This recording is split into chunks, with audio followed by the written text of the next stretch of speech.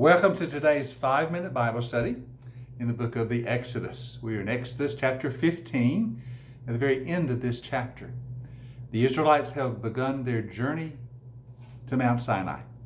They have left the Red Sea behind, journeying across the desert to the Sinai mountain. We're looking today at their first stop at a place called Marah. Let me read to you that episode, beginning at verse 22 of chapter 15. Now Moses led Israel from the Red Sea. They went into the desert of Shur. For 3 days they traveled in the desert without finding water. When they came to Marah, they could not drink its water because it was bitter. That is why the place is called Marah, which means bitterness. So the people grumbled against Moses and said, "What are we to drink?" Moses cried out to the Lord. The Lord showed him a piece of wood. He threw it into the water, and the water became sweet. Then the Lord made a decree and a law for them, and there he tested them. He said, "If you listen carefully to the voice of the Lord your God and do what is right in his eyes, if you pay attention to his commands and keep all of his decrees, I will not bring on you any of the diseases I brought on the Egyptians. For I am the Lord who heals you." All right, the Israelites have journeyed the first 3 days. They're going across the desert. Water is scarce. They can't find any. They're becoming thirsty. They reach Marah. Water is there, but the water is bitter. And so the people begin to grumble. Now, this is going to be a recurring pattern for Moses for the next 40 years. As the people grumble against the circumstances, the difficulties of the journey. "What are we to drink?" they say. Moses cries out to the Lord. He's instructed to take a piece of wood, throw it into the water, and the water becomes sweet. God provides. Interesting little story, and it's instructive for us, I believe.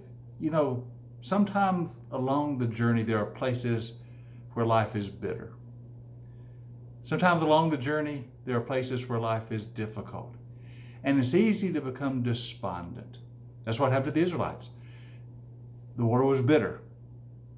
It was just 3 days ago they had seen the great deliverance by the Red Sea. Just 3 days ago. But yet right now the water is bitter.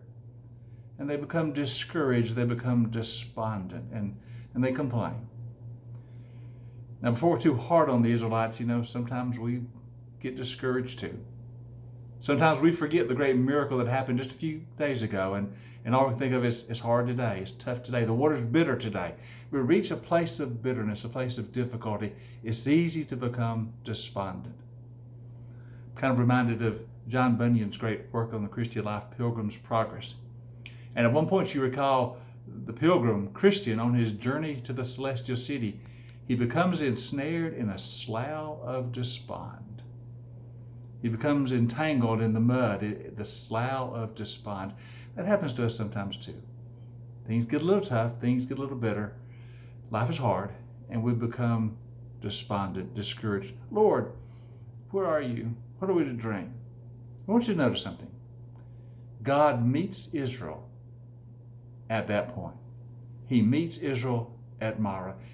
Even though they're grumbling, and even though they are crying out in their discouragement, he meets them and provides for them. He provides water for them to drink. God always meets us. He always meets with us. Even when we're discouraged, even when we become almost despondent, God never abandons us. He meets with us. And then he makes a promise. He says, "If you just listen to me, if you'll stay faithful to me, I will heal your diseases." That's why he said, "I'll heal the hurts of your life, the pains you endure, the broken places, for I am the Lord who heals you."